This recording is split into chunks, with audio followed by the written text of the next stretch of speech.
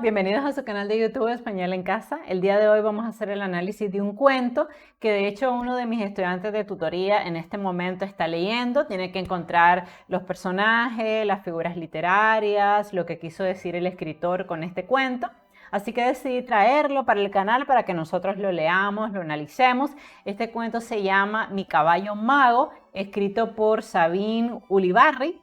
¿Ok? Entonces lo vamos a leer porque tiene todo un simbolismo detrás, vamos a encontrar las figuras retóricas o de pensamiento y vamos a aplicar la metodología de análisis de un cuento, ¿no? En un cuento normalmente lo que hay que hacer es leerlo, encontrar personaje principal, personajes secundarios, identificar las figuras retóricas o de pensamiento, cuáles son los temas que se encuentran en ese cuento, también qué quiso decir el autor con este cuento. Y esta metodología lo pueden aplicar al análisis de cualquier cuento. Antes de iniciar les recuerdo que se suscriban a este canal, que me regalen un like, que compartan el link de mis videos en sus redes sociales, en Facebook, en Twitter, en Instagram, en sus estados de WhatsApp. Eso me apoya muchísimo porque cuando ustedes comparten uno de mis videos en cualquiera de sus plataformas, lo que sucede es que YouTube promueve mi video en su país de origen. Entonces me ayudan un montón al crecimiento de mi canal. También agradezco a las personas que envían donativos todos los meses.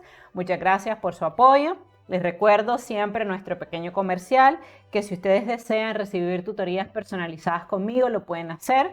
Se van al lado del botón suscribirme, que dice unirme, y ahí se le van a desplegar todos los precios.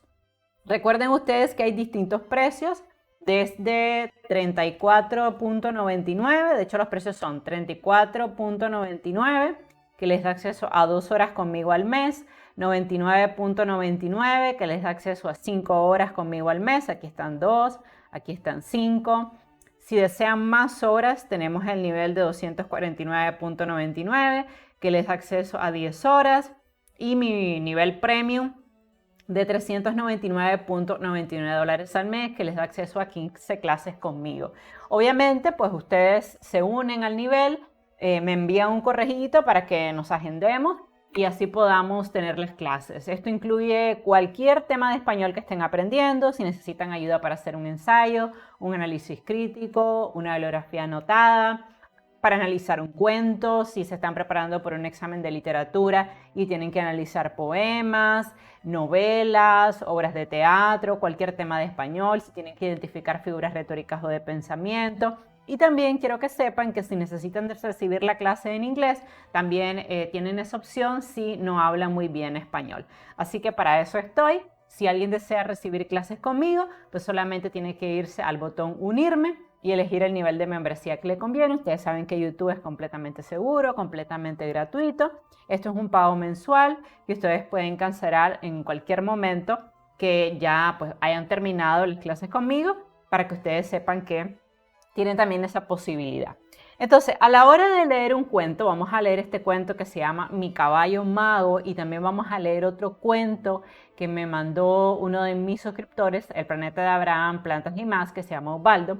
Vamos a estar leyendo pronto ese cuento. Entonces, a la hora de leer un cuento, lo primero, ¿ok?, es saber qué quiso decir el escritor e ir identificando las figuras retóricas. Este cuento se llama Mi caballo mago. Dice así: era blanco, blanco como el olvido. Vean ustedes cómo hay una repetición de la palabra blanco. Esto se conoce como una reduplicación. Y aquí tenemos una comparación a través del nexo como. Recuerde que las comparaciones o el símil siempre se crea a través del nexo como, cual o parece. Y aquí lo tenemos clarito, el nexo. Era libre, libre como la alegría, ¿no? Entonces viene otra reduplicación. Y esto también se usa, estas figuras se usan para darle mayor sonoridad al cuento, ¿no?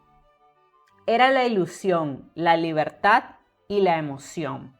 Poblaba y dominaba las serranías y las llanuras de las cercanías. Vean ustedes que en la repetición de serranías y cercanías, que son dos palabras que al oído suenan muy similares, lo que el escritor está creando es una aliteración. Ahí la tenemos, serranía, cercanía. Se siente al leer dos palabras que tienen un sonido muy parecido. ¿Vean? Serranías, cercanías. Eso es una aliteración. Aquí lo voy a poner. Eso se conoce como aliteración. Aquí tenemos un símil o comparación y aquí al inicio tenemos una reduplicación. aquí, que es una repetición de las mismas palabras dentro del fragmento.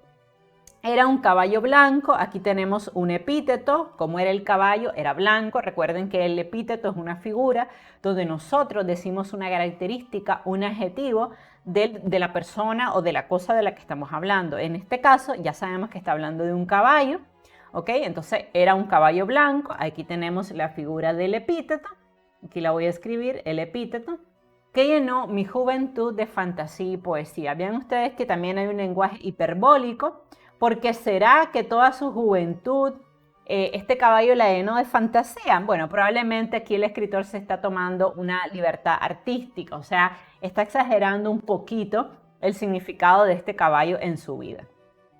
Alrededor de las fogatas del campo y en las resolanas del pueblo, los vaqueros de esas tierras hablaban de él con entusiasmo y admiración, y la mirada se volvía turbia y borrosa de ensueño.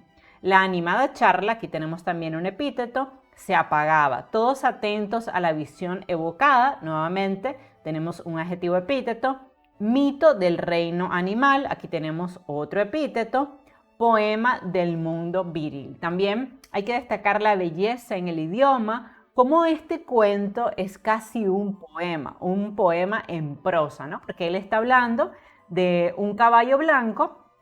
Lo vamos a descubrir a lo largo de la lectura, que es un caballo que anda libre, ¿ok? Y precisamente lo que hace tan bello a este caballo es este tema de la libertad, ¿no? Y él como niño va a tratar de capturar a ese caballo porque él quiere hacer el tránsito de niño a adulto. Y una de las temáticas que se aborda en este cuento es precisamente eso, ¿no? El paso de la niñez a la adultez. Y este tema de las pruebas un poco que existe en este tipo en las poblaciones campesinas, ¿no? Estas pruebas para demostrar que ya un niño pasa de niño a hombre. Entonces de eso trata este cuento. Sigamos con la lectura. Blanco y arcano, aquí vienen otros adjetivos epítetos. Paseaba su harén por el bosque de verano en regocijo imperial. ¿Qué quiere decir eso? Que obviamente este caballo cimarrón, o sea, este caballo libre que anda galopando por las veredas, que nunca ha sido domado por el hombre, tiene además un harén, o sea, tiene también parejas, ¿no? Que están con él, y él representa un regocijo imperial, ¿no? Él es el macho de esa manada. El invierno decretaba el llano y la ladera para sus hembras. Veraneaba como rey de Oriente, aquí tenemos un símil a través del nexo como, en su jardín silvestre. Entonces, aquí tenemos un adjetivo epíteto.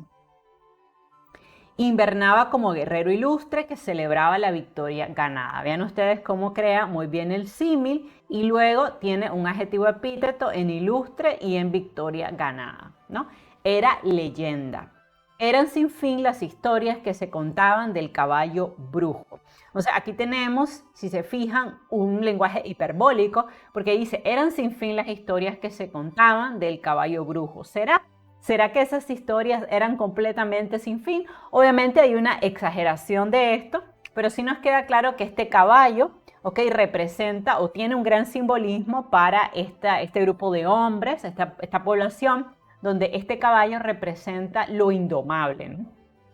Y además le decían el caballo brujo, porque nunca lo habían podido atrapar. Unas verdad, otras invención, tantas trampas, tantas redes, tantas expediciones. Vean ustedes aquí cómo él hace muy bien el efecto de la enumeración, que es una figura retórica donde introducimos elementos, enumeraciones, ¿no? Aquí están tantas trampas, tantas redes, tantas expediciones. Ahí tenemos las enumeraciones. Todas venidas a menos. El caballo siempre se escapaba, siempre se burlaba, siempre se alzaba por encima del dominio de los hombres. Vean ustedes nuevamente la enumeración y cómo con esta reduplicación él le imparte mucha sonoridad a este fragmento.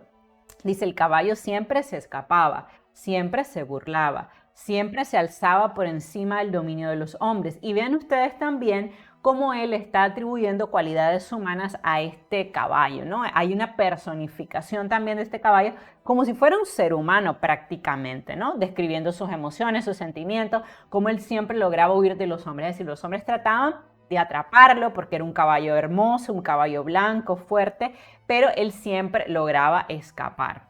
Entonces luego dice, ¿cuánto valedor no juró ponerle su jáquima y su marca para confesar después que el brujo había sido más hombre que él, ¿no? Entonces vean ustedes aquí cómo viene este tema de los hombres que quieren atrapar el caballo para quitarle su libertad y cómo no lo logran, ¿no? Porque este es un caballo fuerte, cimarrón, silvestre, ¿no? Entonces este caballo representa la libertad, ¿no? El deseo de libertad. Y van a ver a lo largo del cuento que incluso cuando el niño logra atrapar el caballo, no se siente feliz porque sabe que al quitarle la libertad a este caballo va a perder parte de su belleza. Entonces es muy importante también el mensaje que nos deja el cuento, que parte es que a veces nosotros creemos que al alcanzar X cosa vamos a ser felices, pero necesariamente eso no sucede así. A veces uno alcanza algo por lo que luchó, por lo que se esforzó y nada, cuando lo tienes ahí pues no era lo que pensabas. Entonces vamos a ver eso también en nuestro protagonista. Y vean ustedes cómo dice, ¿cuánto valedor no juró ponerle su jáquima y su marca para confesar después que este caballo brujo había sido más hombre que él, ¿no? Vean ustedes aquí también cómo él está comparando estos dos elementos. Y ahora nos damos cuenta que esta historia es algo que pasó en el pasado, ¿no? Porque va al pasado, dice, yo tenía 15 años, ¿no? Él está contando esta historia, él es el narrador de la historia, pero también es la persona que la protagoniza. Eso también es importante a la hora de analizar un cuento. Es decir, ¿qué tipo de narrador hay? Tenemos un narrador omnisciente que lo sabe todo con focalización cero. Tenemos un narrador protagonista que protagoniza el hecho, nos lo cuenta y lo protagoniza. O tenemos un narrador testigo que simplemente está registrando los hechos como si fuera una cámara, ¿ok? Pero que en ningún momento interviene. Entonces vean ustedes que aquí tenemos claramente un narrador protagonista. La persona que va a protagonizar esta historia también nos la va a contar. Entonces dice, yo tenía 15 años y sin haberlo visto nunca, el brujo me llenaba ya la imaginación y la esperanza. Escuchaba embobado a mi padre y a sus vaqueros hablar del caballo fantasma, aquí tenemos un adjetivo epíteto, que al atraparlo se volvía espuma y aire y nada. Bien ustedes aquí en la repetición de la conjunción ni, ¿okay? Que lo que hace es darle también mayor sonoridad y alargar los enunciados. ¿Ven? Escuchaba embobado a mi padre y a sus vaqueros hablar del caballo fantasma, que al atraparlo se volvía espuma y aire y nada. Entonces hay una repetición adrede de esa conjunción ni, ¿okay? Con el objetivo de alargar el enunciado.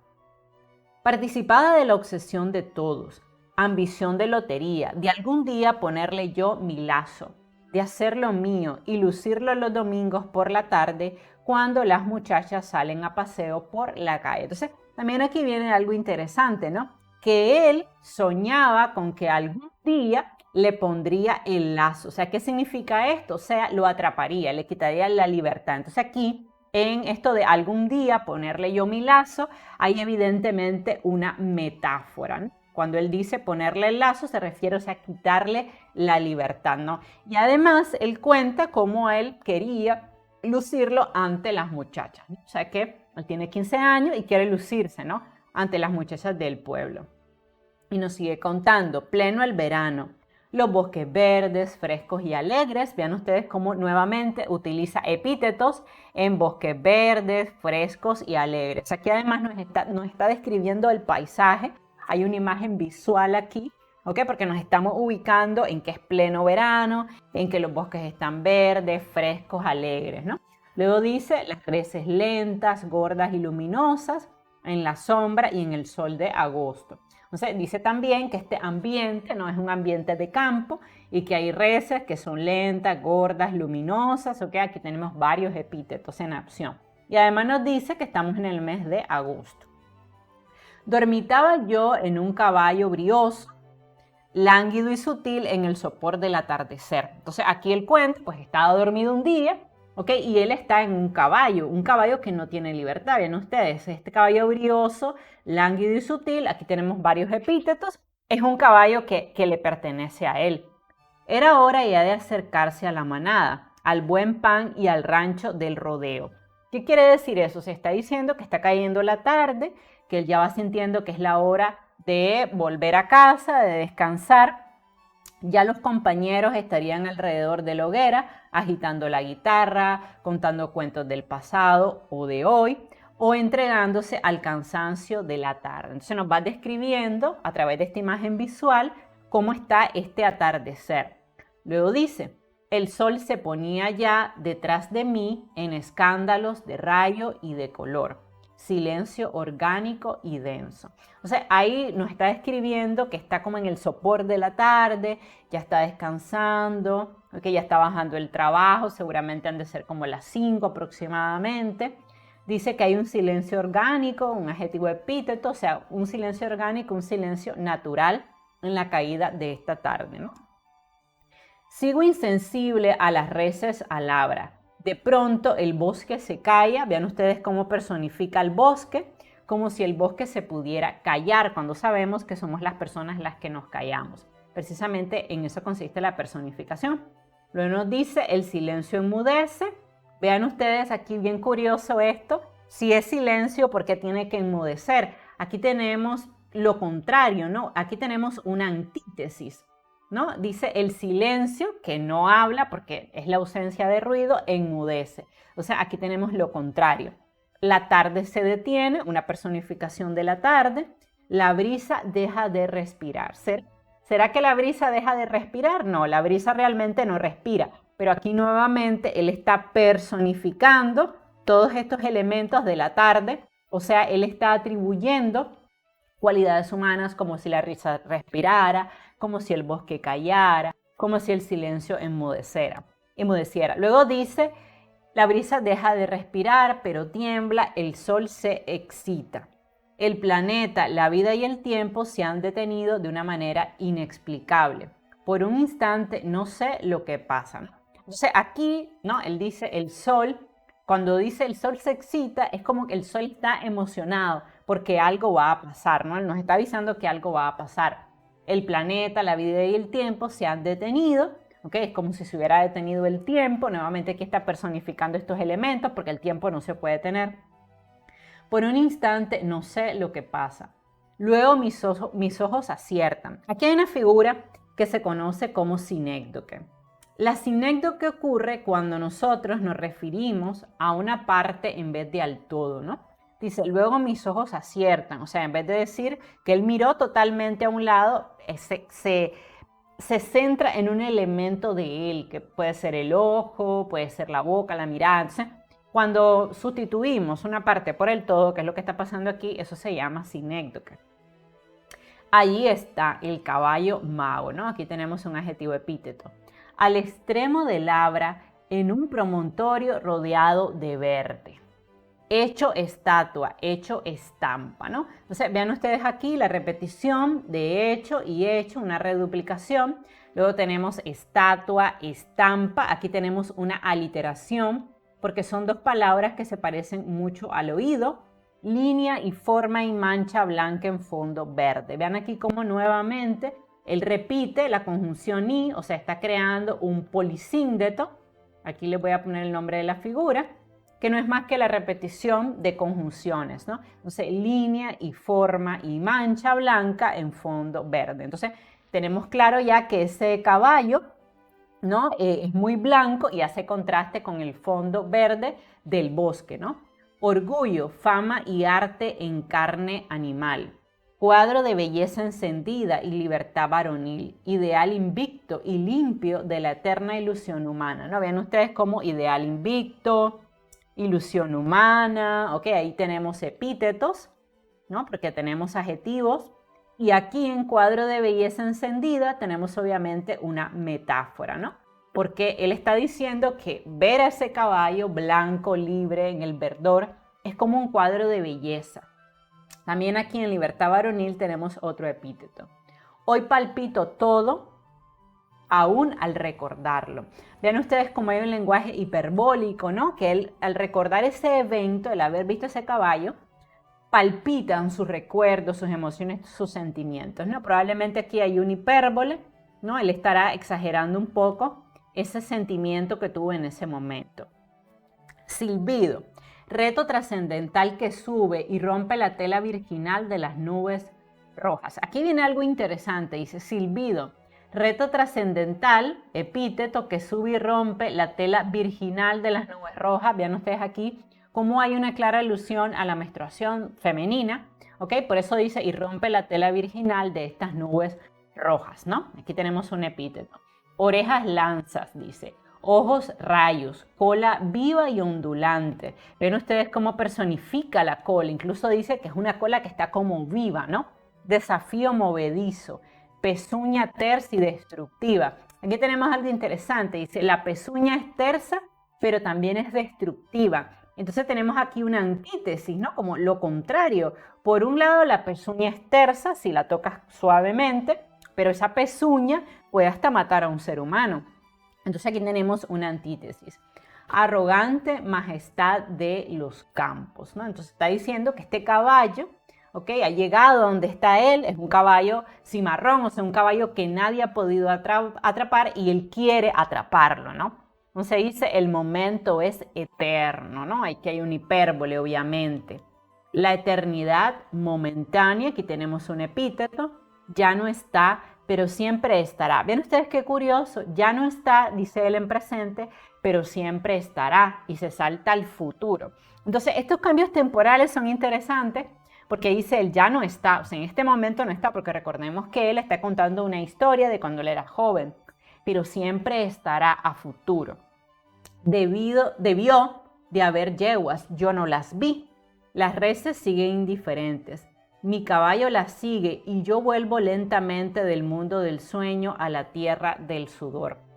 Pero ya la vida no volverá a ser lo que antes fue. Aquí viene algo curioso, ¿no? Que este comentario, pero ya la vida no volverá a ser lo que antes fue. Entonces ahí nos queda claro que él está recordando este evento, pero que en su tiempo presente él sabe que no puede volver hacia atrás, ¿no? Que eso es algo que está en su pasado.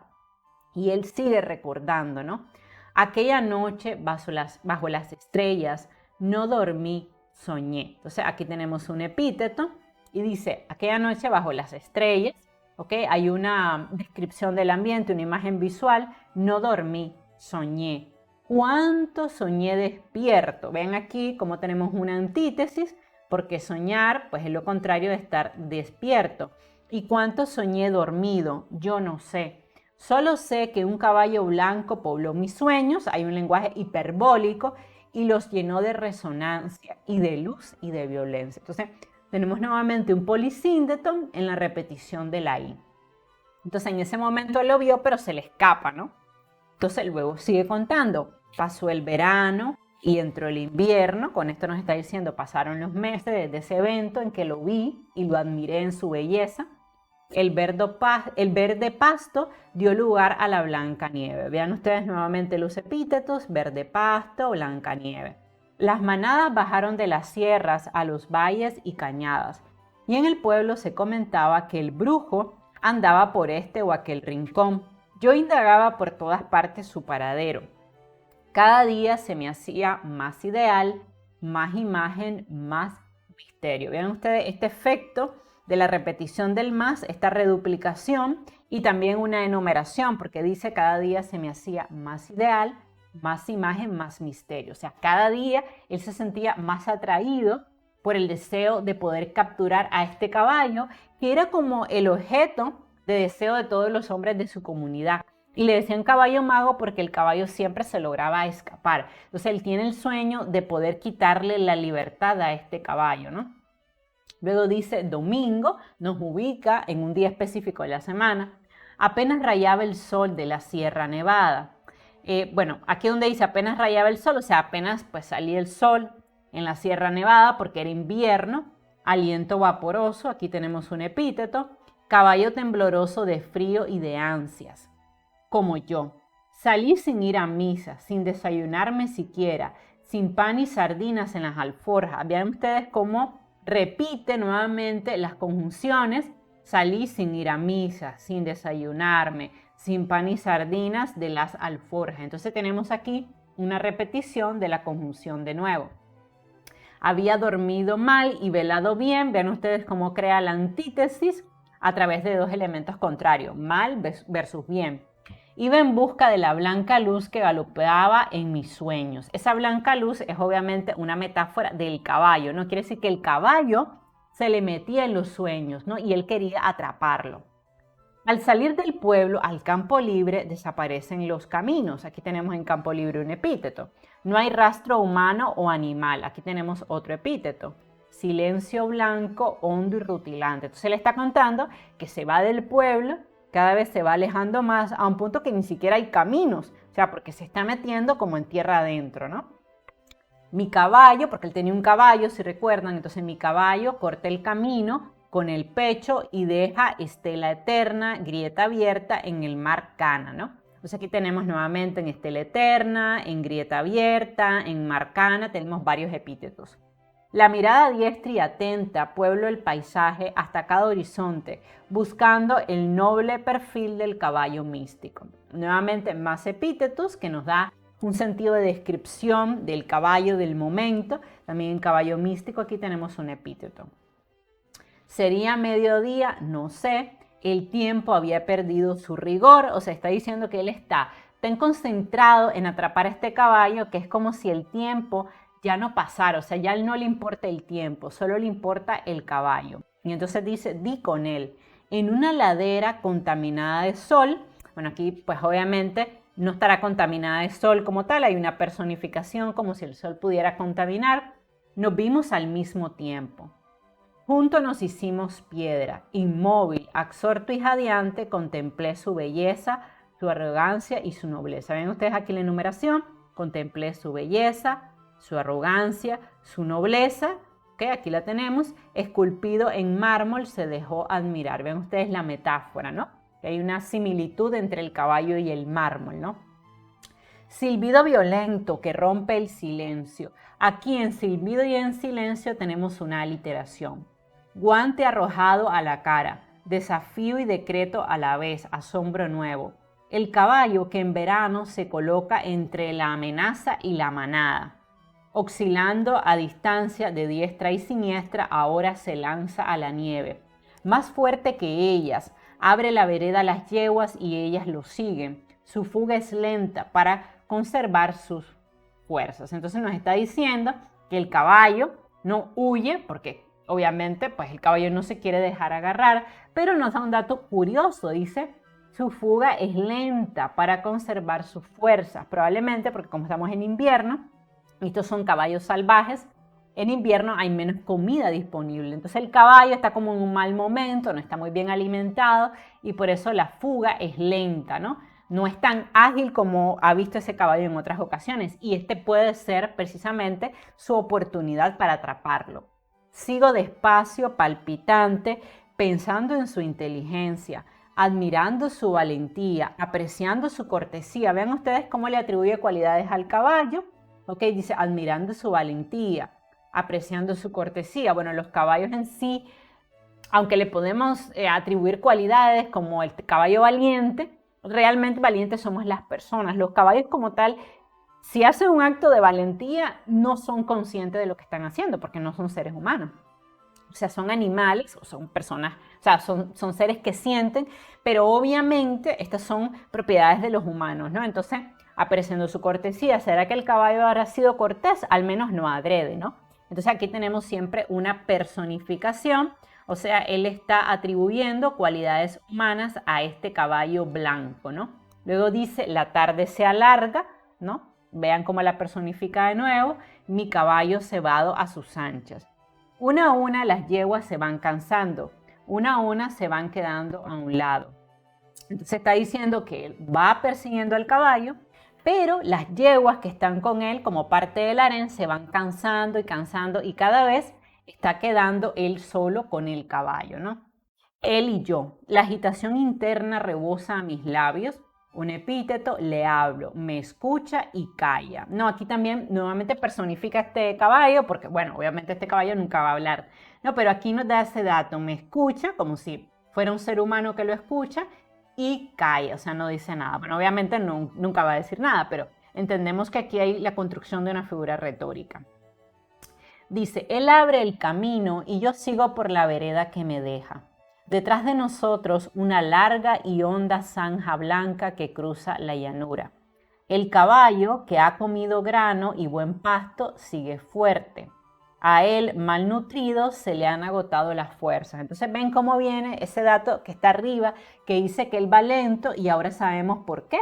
Porque el caballo del muchacho, él sí lo ha alimentado, ha comido grano, buen pasto, ¿no? Porque está con él, pero el caballo cimarrón o salvaje está malnutrido, porque en tiempos de invierno normalmente no hay mucha comida, entonces los caballos salvajes pasan hambre. Y dice, por tanto, está débil, ¿no? Se le han agotado las fuerzas.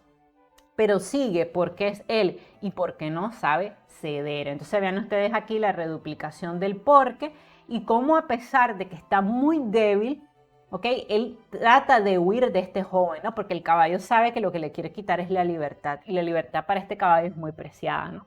Como vamos a ver en el cuento, porque vamos a ver que a un precio muy alto el caballo al final recupera su libertad. Bueno, estoy un poco como adelantándome al final, pero así es, ¿no? Entonces, encuentro negro y manchas negras por el cuerpo. La nieve y el sudor han revelado la piel negra bajo el pelo, ¿no? En piel negra tenemos obviamente un epíteto. Mecheros violentos de vapor rompen el aire. Espumarajos blancos sobre la blanca nieve. Vean ustedes la derivación en el uso de palabras con la misma raíz. Blanco, blanca, y luego la enumeración. Sudor, espuma y vapor, ansia, ¿no? Entonces vean también que estas enumeraciones son oraciones o enunciados, mejor dicho, sumamente cortos y que ni siquiera tienen realmente sujeto, verbo y predicado, sino que simplemente una palabra, como en ansia, te forma prácticamente un enunciado, ¿no? Me sentí verdugo, ¿no? Entonces aquí revela algo del joven, ¿no? Que él se sintió un poco mal por querer capturar este caballo, por quitarle la libertad, pero ya no había retorno, o sea, ya le había decidido que este caballo iba a ser de él. La distancia entre nosotros se acortaba implacablemente. Dios y la naturaleza indiferentes. Aquí también hay algo interesante, hay una personificación, porque claro, la naturaleza está indiferente, ¿no? O sea, pero él le atribuye cualidades a la naturaleza, que está como impávida, o sea, Dios y la naturaleza no van a hacer nada para evitar que le quite la libertad a este caballo.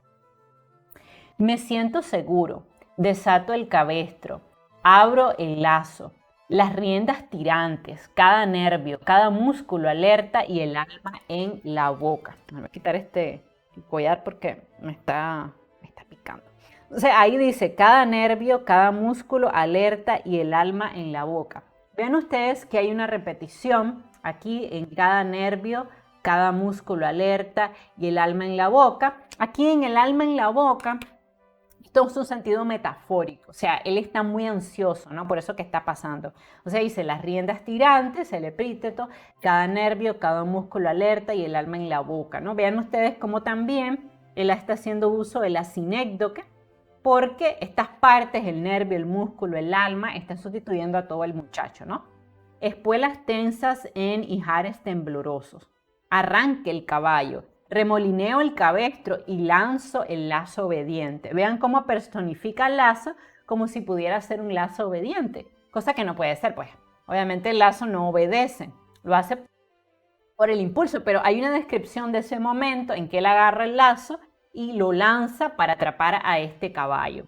Vértigo de furia y rabia, remolinos de luz y abanicos de transparente nieve. Cabestro que silba y quema en la teja de la silla, guantes violentos que humean, ojos ardientes en sus pozos. Vean ustedes que el caballo además ha reaccionado mal, obviamente. Aquí vemos una sinécdoque nuevamente y se refiere a los ojos ardientes en sus pozos en ese momento, boca seca, frente caliente. Esto obviamente es una descripción de sí mismo. Está diciendo que él está ansioso, con la boca seca, la frente caliente, varios epítetos. Y el mundo se sacude y se estremece, ¿no? Como si el mundo estuviera siendo partícipe de este evento donde él va a capturar a este caballo. Y se acaba la larga zanja blanca en un ancho charco blanco. Sosiego jadeante y denso. El caballo mago es mío. Entonces lo ha logrado atrapar. Aquí tenemos el epíteto y describe, temblorosos ambos.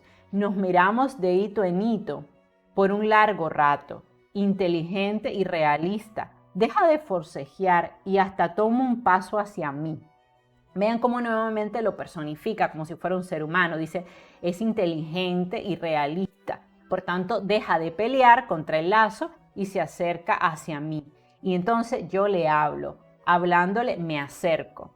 Primero recula, luego me espera, hasta que los dos caballos se saludan a la manera suya. ¿No? Está diciendo que su propio caballo ha ido a saludar a este otro caballo.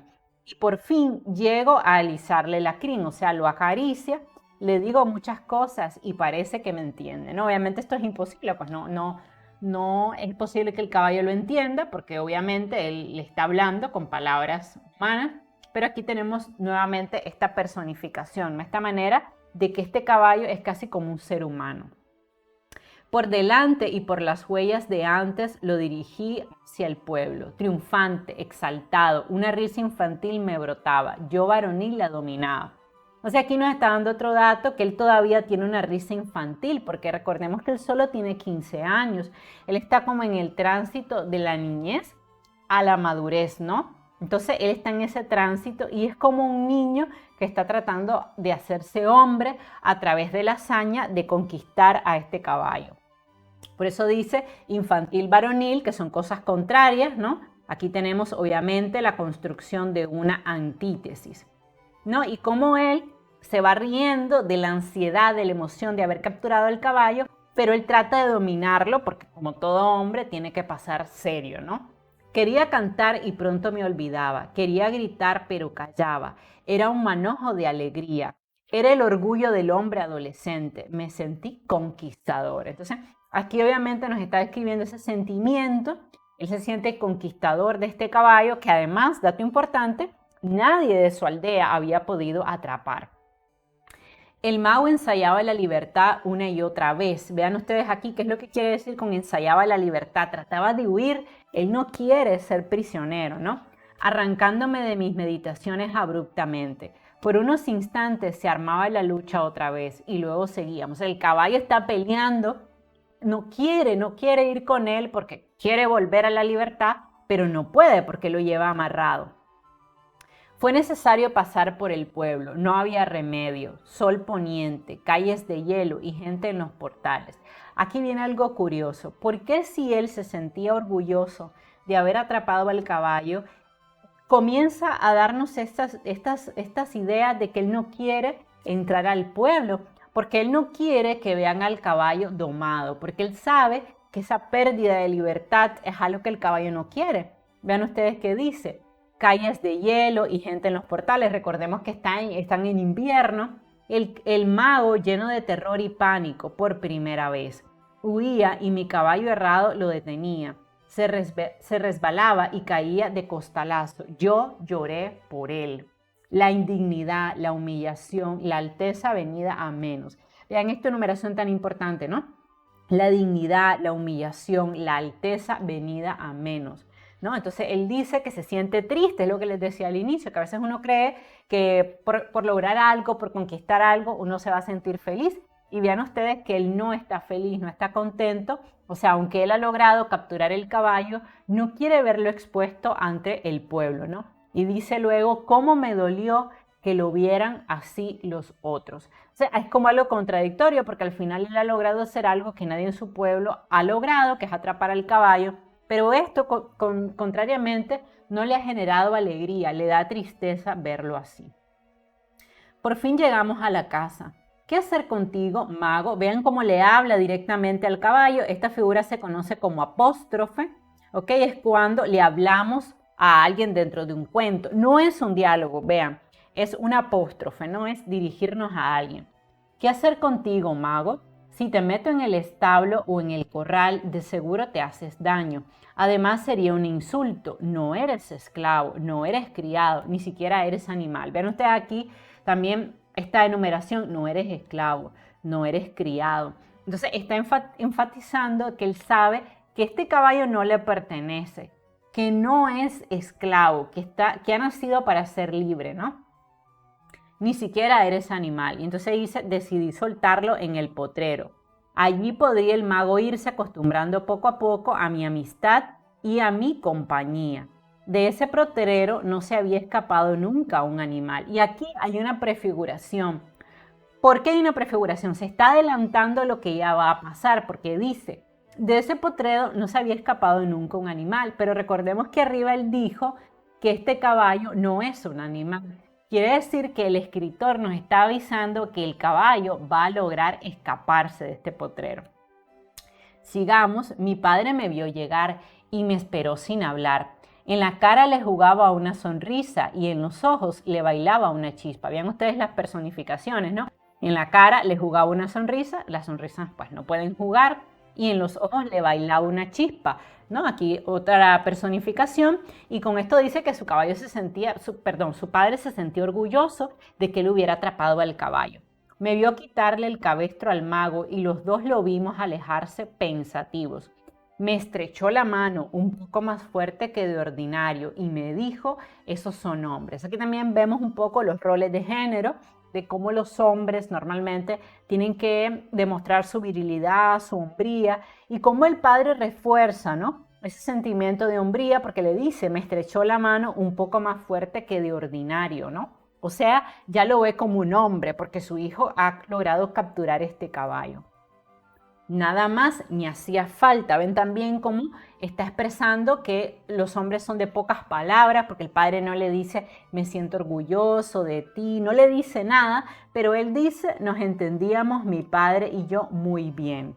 Yo hacía el papel de muy hombre, pero aquella risa infantil, aquí tenemos el epíteto, y aquel grito que me andaban por dentro, por poco estropeaban la impresión que yo quería dar. Entonces, aquí también dice que su padre es hombre de pocas palabras y él también es hombre de pocas palabras, ¿no? Y también nos da otro dato, ¿no?, que lo delataba, él trataba de verse tranquilo, pero lo delataba aquella risa infantil y aquel grito que me andaban por dentro y por poco estropeaban la impresión de muchacho fuerte, muchacho adulto. Nuevamente recordemos que él solo tiene 15 años. Aquella noche casi no dormí y cuando dormí no supe que dormía. Aquí también hay otra figura.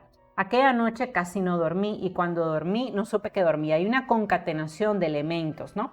Aquella noche casi no dormí, de ahí me concateno de la palabra dormí e inicio la siguiente idea. Y cuando dormí no supe que dormía. Y aquí en la repetición de dormí y dormía tenemos una derivación, o sea, palabras con la misma raíz. Pues el soñar es igual cuando se sueña de veras, dormido o despierto. Vean ustedes la antítesis entre estos dos elementos, dormido versus despierto. Al amanecer yo ya estaba de pie. Tenía que ir a ver al mago. En cuanto aclaró, salí al frío a buscarlo. El potrero era grande, tenía un bosque y una cañada. No se veía el mago en ninguna parte, pero yo me sentía segura. Entonces vean cómo también está construyendo esta imagen visual para que nosotros nos podamos dar una idea de cómo era el potrero, ¿no? Era grande, era tan grande que tenía dentro un bosque, una cañada, pero nos dice, no se veía el mago en ninguna parte, pero yo me sentía seguro. Porque arriba él ha dicho que no ha habido un solo animal que se pueda salir de este potrero, ¿no? Porque es muy grande y está muy bien cerrado. Además vamos a ver que tiene unas púas, ¿no? Caminaba despacio, la cabeza toda llena de los acontecimientos de ayer y de los proyectos de mañana. Vean ustedes, obviamente, la sinécdoque aquí, a través de la parte, sustituimos a todo el muchacho, a través de la cabeza, ¿no? De pronto me di cuenta que había andado mucho. Ya se empieza a preocupar, ¿no? Y aprieto el paso. Vean ustedes también que hay un cambio de temporalidad, porque aquí tenemos, era grande, tenía un bosque, está en pasado, y de pronto es un cambio al presente. Esto es para imprimirnos a nosotros la sensación de que esto está pasando en este momento. Ya sabemos que nos lo está contando, pero nos quiere que nosotros participemos directamente de este evento y por eso nos manda al presente, para imprimirle la importancia que va a tener este evento. Entonces dice, de pronto me di cuenta que había andado mucho, aprieto el paso, miro aprensivo a todos lados, hay un lenguaje hiperbólico, ya él se está preocupando, no lo ve, el caballo es algo grande y no está. Empieza a entrarme el miedo, sin saber voy corriendo cada vez más rápido. No está, el mago se ha escapado, recorro cada rincón donde pudiera haberse agazapado. Hay un lenguaje hiperbólico porque dice recorro cada rincón, ¿Será que habrá recorrido cada rincón? Probablemente que hay una exageración, ¿no? No recorrió cada rincón, pero ahí sentimos la fuerza de la hipérbole, ¿no? Quiere decir que lo busca desesperadamente y encuentra la huella del caballo. Entonces sigo la huella. Vean ustedes la sustitución de la parte por el todo. Esta huella representa el caballo. Veo que durante toda la noche el mago anduvo sin cesar buscando, olfateando una salida. Por eso están sus huellas. No la encontró, la inventó. Recordemos que hay un aspecto mágico dentro de este caballo. O sea, no es un caballo común y corriente, sino que es un caballo mago, porque se le logra escapar a todos los hombres que lo quieren atrapar. Entonces aquí nos da un dato, dice, no es que he encontrado una salida, es que él la inventó. Seguí la huella que se dirigía directamente a la cerca y vi cómo el rastro no se detenía, sino que continuaba del otro lado. El alambre era de púa y había pelos blancos, un epíteto en el alambre. Había sangre en las púas, ¿no? Obviamente, él está describiendo que ahí descubre que el caballo, a pesar de hacerse daño, ¿ok? Quiere recuperar su libertad aunque se dañe en el camino. Y se ha dañado, o sea, con su cuerpo, él ha arrasado contra las púas, se ha lastimado, por eso dice, había manchas rojas en la nieve y gotitas rojas. Estas son claras alusiones, obviamente, a la sangre, ¿no? Ahí tenemos manchas rojas, gotitas rojas. Cuando también en un texto tenemos como una especie de... No nos dice directamente las cosas, en ningún momento dice había sangre, pero sabemos cuando él dice mancha roja, gotita roja, que esto es sangre. Esto se conoce como circunloquio, ¿no? Y el circunloquio es como eso, girar alrededor de una idea pero sin decirla directamente. Lo veíamos en aquel cuento que leímos de Isabel Allende, cuando ella decía era amarillo, lleno de letras, en vez de decir la palabra periódico.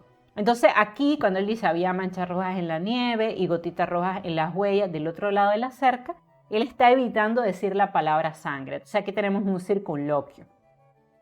Y entonces dice, allí me detuve, no fui más allá. Sol rayante en la cara, ¿no? Ya está saliendo el sol, le da en la cara. Ojos nublados y llenos de luz.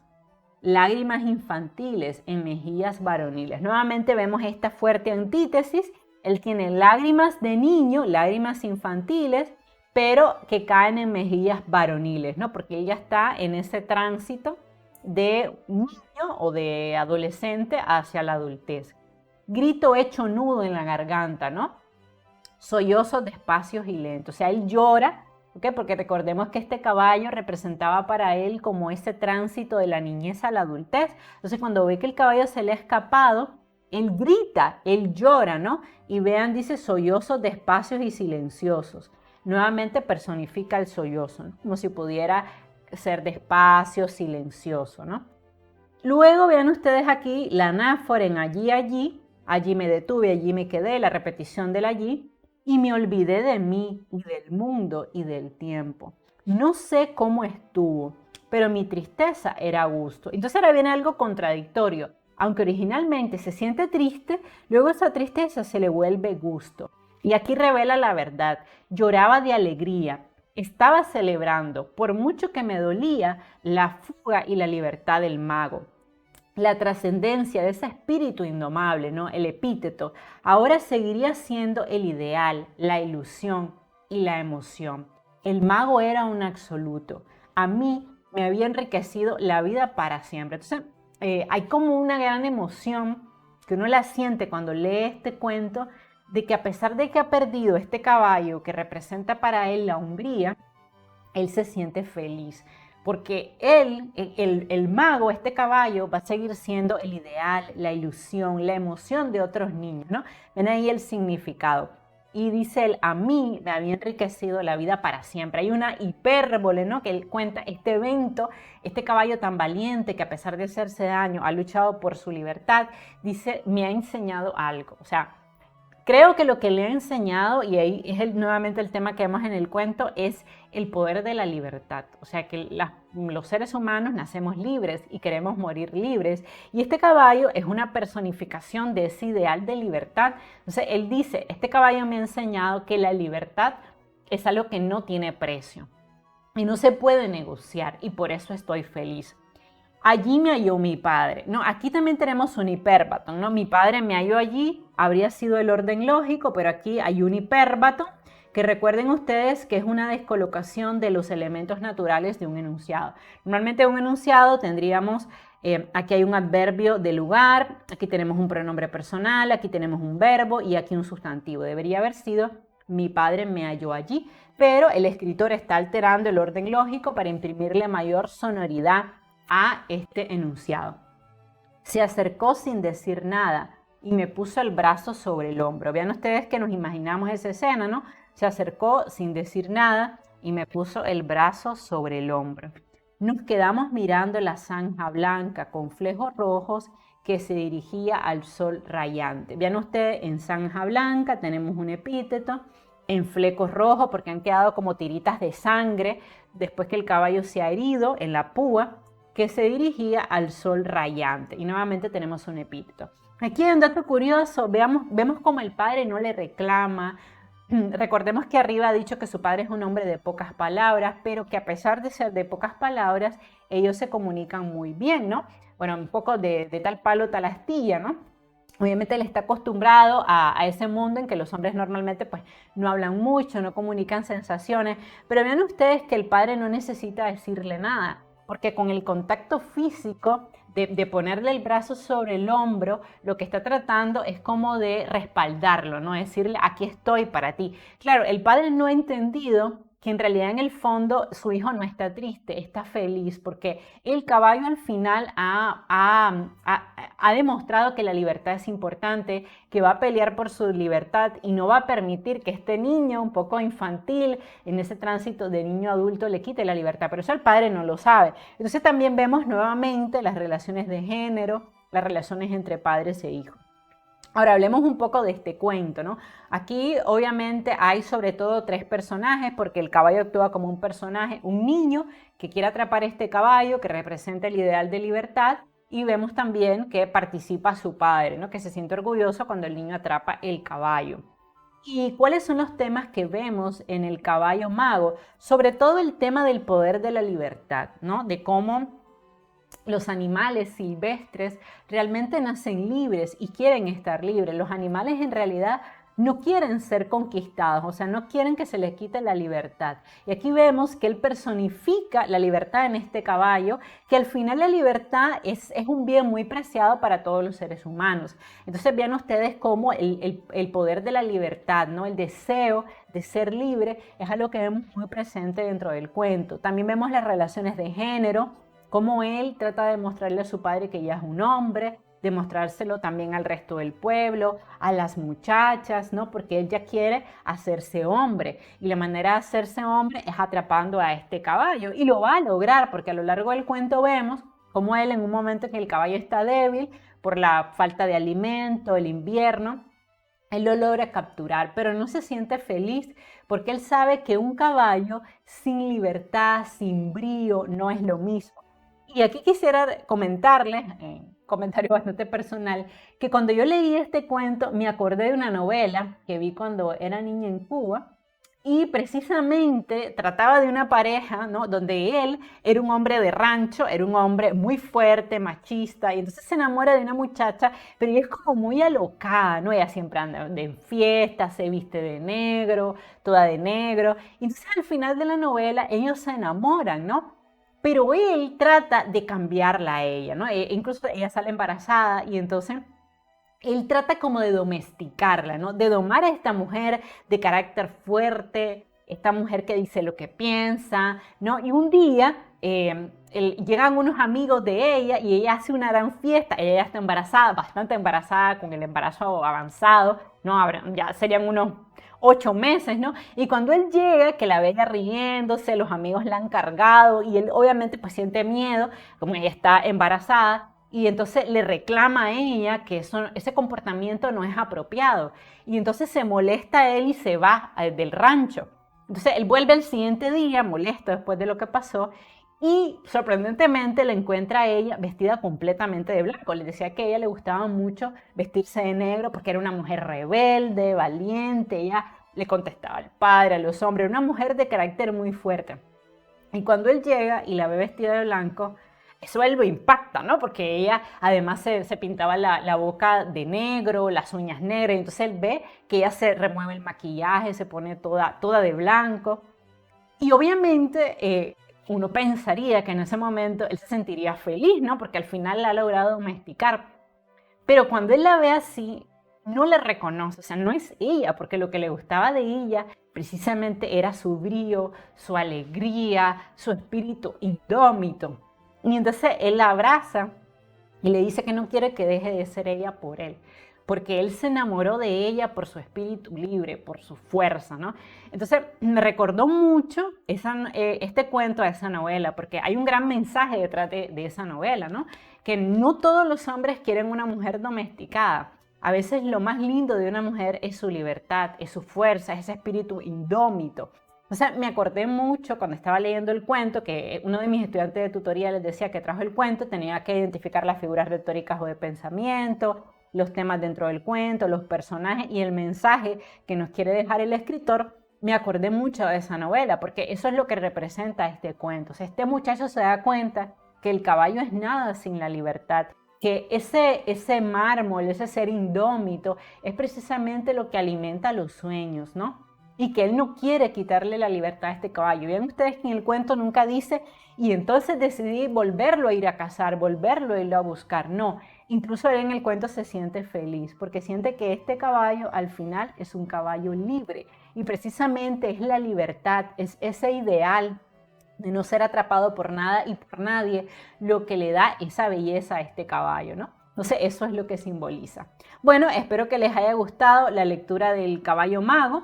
De hecho, a mí me encantó, me parece que es un cuento que trae un montón de mensajes súper actuales, porque a veces uno cree eso, ¿no? Que quitándole la libertad a algo o a alguien, uno va a ser feliz. Pero a veces cuando uno le quita la libertad a alguien, le quita el brillo, le quita ese espíritu indómito. Y puede ser que ya no nos guste esa persona doblegada, ¿no? Ante nuestra fuerza. Y eso es lo que vemos en el Caballo Mago. Bueno, si te gustó el análisis de este cuento, te invito a que me envíes cuentos, novelas, poemas a mi correo electrónico espanolencasolatinoamerica@gmail.com.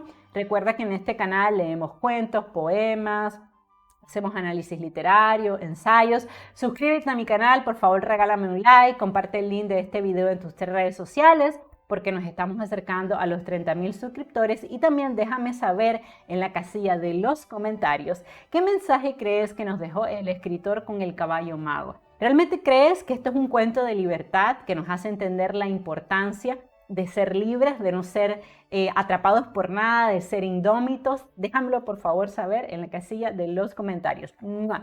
Te mando un beso y un abrazo, los quiero mucho y nos seguimos viendo. Bye bye.